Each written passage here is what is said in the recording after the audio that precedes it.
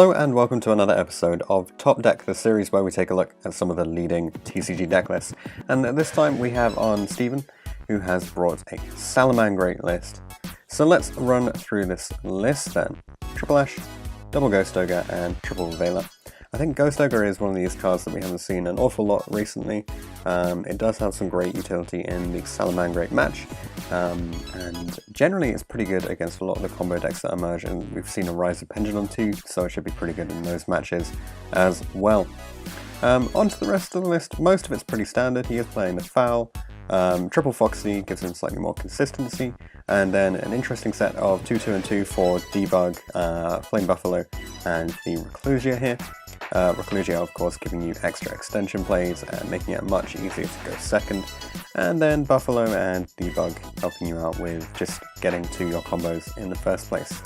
Apart from that, Super Poly in the main is again, very good in the mirror match. Doesn't have great utility apart from that, but always, making your Violet Chimera can be pretty useful sometimes.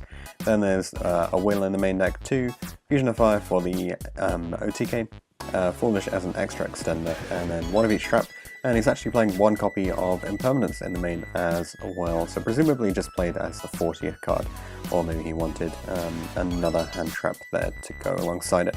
For the extra deck, we've seen a slight departure from what was the previous standard of extra decks here, playing the one Baguska, which means that he doesn't have the update gem. We've seen a lot of people dropping that actually, since you don't need it for the version of the deck where you play the Fusion of Fire FTK anyway. Into the side deck, there's a Starving Venom Fusion Dragon, which of course you can summon using the Super Poly. Triple Pancratops, Triple Twin, Triple Shared Ride is pretty interesting, gives you a much better Sky Striker matchup. There's the one Paro for time, and then a few more sort of effect negates, and obviously Imperial Order here just entirely locking out the Sky Striker matchup, because it is one of the harder matchups now that, both of the decks are very well known. People have realized that Sky Striker does just do a pretty good job of pushing through the Salamangreat boards and taking control of that matchup. So let's get onto the additional information from him then. So in terms of the rounds he played, I'll throw him up on screen now. You can see the only loss he has is to Sky Striker, but we do actually have full comments from every round. So round 1 against True Draco, game 1 he won the die roll, but the opponent couldn't play through the board and hand traps, so won that one. And then game 2 he let Steve go first and sided in the sphere mode and evenly and things like that. But Steve had a pretty similar opening, but with Dweller on top of everything. The opponent had there can be only one, and then when Steve was able to get rid of it, he could just win the turn after that anyway. Then on to round 2, moving up against Subterra. Game 1 lost the die roll, and the opponent called by both of the hand traps. So Steve wasn't able to play through the board afterwards and the floodgates on top of it. Game 2, Steve went first. He says he thinks he bricked, but he managed to win anyway. And in game 3, the opponent didn't have the best opening, and there was Twin Twisters for the 2 back row, which meant that he could just push through there. Then round 3 against Evil Eye. I think this is the first time we've actually seen this come up on this series. Going 2-1 here, so game 1, losing the die roll, but ogreing the opponent's Serziel, which means that they can't really set anything up. If you do get rid of that Serziel, then they can't equip the Evil Eye of, I can't remember the name of it, but the Evil Eye equip spell. And then game 2, the opponent set up a good board of Floodgates, Selene, Serziel, Evil Eye traps, and Super Poly, which is really strong actually. But then game 3, Steve just wins it anyway. Round 4, Sky Striker, the 1-2 loss here. So game 1, Steve won the die roll, opened up a pretty mediocre hand. His Spinny was belled, which is unfortunate, ending him on the Link 2 and 2 traps, but the opponent was able to play through them anyway and win off that. Game 2, Steve opened really well with Imperial Order and Raw, and then in game 3 the opponent went first, had a really good hand, and Steve was just unable to beat him because he got so far ahead, ending on like a roll and 3 or 4 back row as well. Once they set that up, they're just going to be able to grind you out of pretty much any situation. Round 5 against Dark Warrior Orcust, 2-1 here, game 1 winning the die roll, ending on Link 2, Dweller, and a few back rows, so obviously the opponent can't really play through that kind of opening. Game 2 didn't open any hand traps, and the opponent ended on the Fogblade, Griffin, Longisu, Eradicator, Rusty, and Azathoth, which is absolutely insane, and it's just something that the deck does. It's crazy. And then Game 3, very similar to Game 1, ending on Dweller and Interruption, so your opponent just couldn't kill him, and he later won in time there. Final round against Danger Thunder Dragons, 2-1. Game 1, Steve lost the die roll, but the opponent ended on a pretty mediocre board. Steve did open hand traps and was able to get rid of most of the problems and then just kill him through that. And then in Game 2, the opponent ended on double Colossus, Diabolos, and Eradicator, so obviously Steve couldn't really play through that, and he didn't have any hand traps to be able to deal with it. And finally in Game 3, he summoned the Salamangreat Pyro as there were only 5 minutes left, and ended on Link 2, Stalio, and set Super Volley, so the opponent really couldn't do any damage through that board. And Steve was able to win in time once again. So that's it for the rounds. It seems like Pyro is a pretty good option for just being able to side in when you know that the time's running out. Apart from that, hand traps proving to be really important against those combo decks, and obviously seeing some kind of removal against the other Stunning decks, although generally you have a pretty decent matchup against those kinds of things.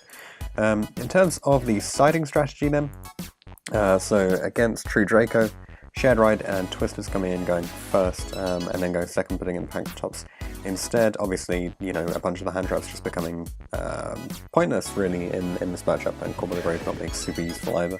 There is a kind of interesting thing where, because they do end up putting their monsters into the graveyard, you can, you know, use your Call bys on them anyway. It's just not that helpful at the start. For Subterra, the impermanence is actually, the second impermanence comes in when going first here. If you can stop the first search, you're probably doing pretty well. And you can also hit Floodgates with it, of course, and the Shared Ride. There's just so much adding of cards that Shared Ride nets you a whole bunch of resources. And then going second, obviously Pankratops and Twisters, you just have to be able to deal with the back row side of things. For the Evil Eyes, once again Shared Ride because of the adding, impermanence, and order. The fact that you can impermanence their monster and then be able to be free from the Evil Eye equip spell if you put it in the right column is pretty awesome, and obviously Imperial Launch shuts that thing down entirely. And then back row removal again, and also Chalice coming in for going second against Evil Eye 2. And then Sky Striker, so obviously Shared Rides being very important, and Imperial Order for going first.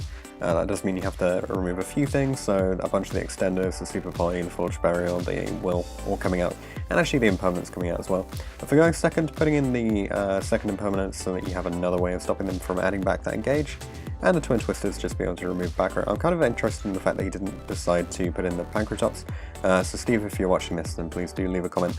Just let us know why you decided not to play Pankratops when going second against Striker. Then onto deck 5.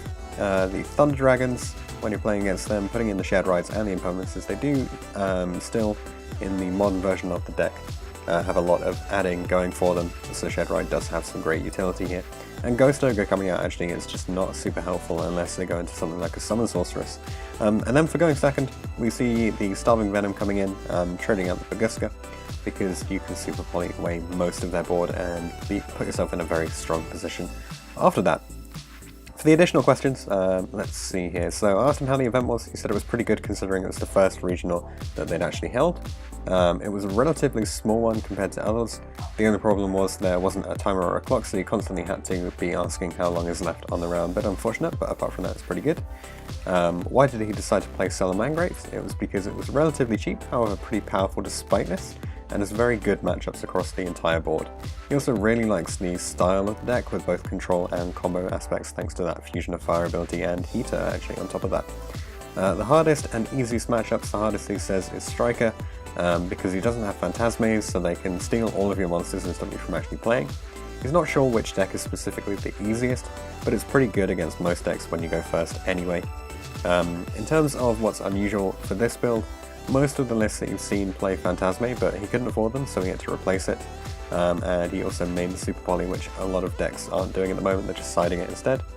As a result, Shared Ride came in being really strong as a good side deck option for him when he went first, and it served as a kind of replacement for Phantasme for allowing him to draw into the hand traps. And Super Poly also gives you a really good advantage in the mirror, however he didn't actually play against it as we saw, and it does allow you to break boards of Thunder and Orcus, which is pretty nice, but once again, not having the Phantasme hindered him against the combo decks and striker matchup.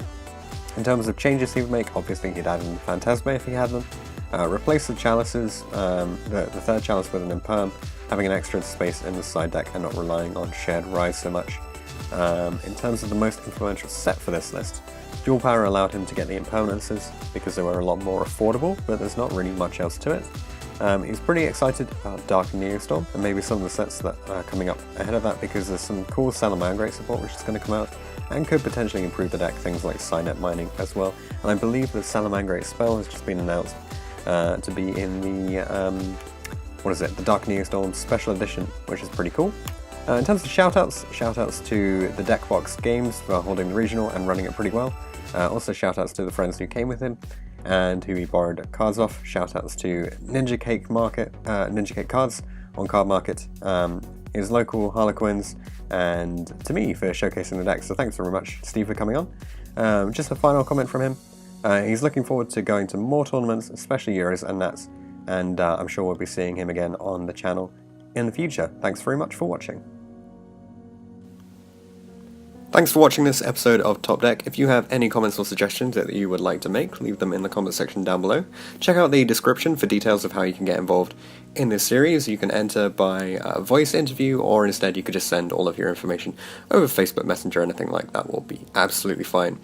If you want to see anything in particular from the upcoming series, then be sure to get in touch, and I'll see you guys in the next video.